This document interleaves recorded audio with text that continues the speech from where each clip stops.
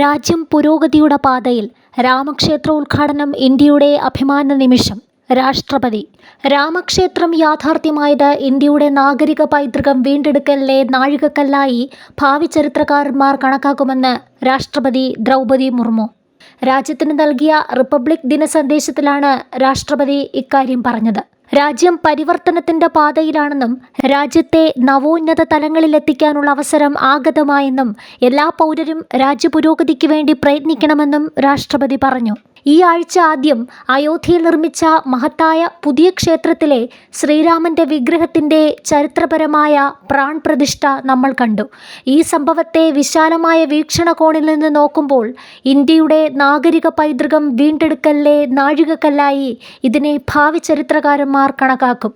Judicial നടപടിക്രമങ്ങൾക്കും ഭൂമിയിലെ പരമോന്നത കോടതിയുടെ തീരുമാനത്തിനും ശേഷമാണ് ക്ഷേത്രത്തിന്റെ നിർമ്മാണം ആരംഭിച്ചത്.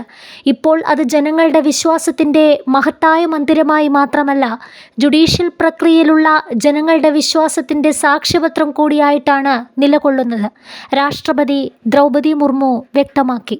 രാജ്യം പുരോഗതിയുടെ പാതയിലാണ്. സ്വാതന്ത്ര്യത്തിന്റെ 100-ാം വർഷത്തിൽ ഇന്ത്യയെ വികസിത രാജ്യമാക്കണം. അമൃത് കാലിന്റെ കാലഘട്ടം അഭൂതപൂർവമായ സാങ്കേതിക മാറ്റങ്ങളുടെ കാലഘട്ടമായിരിക്കും.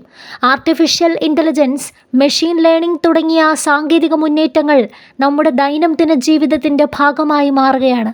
ഭാവിയിൽ ആശങ്കാജനകമായ നിരവധി മേഖലകളുണ്ട്, പക്ഷേ ആവേശകരമായ അവസരങ്ങളും ഉണ്ട്. യുവാക്കൾക്ക് പുതിയ മേഖലകൾ കണ്ടെത്തുകയാണ്. അവരുടെ പാതയിൽ നിന്നുള്ള തടസ്സങ്ങൾ നീക്കാനും അവരുടെ മുഴുവൻ കഴിവുകളും പരിപോഷിപ്പിക്കാനും ആകുന്നതെല്ലാം ചെയ്യേണ്ടതുണ്ട്.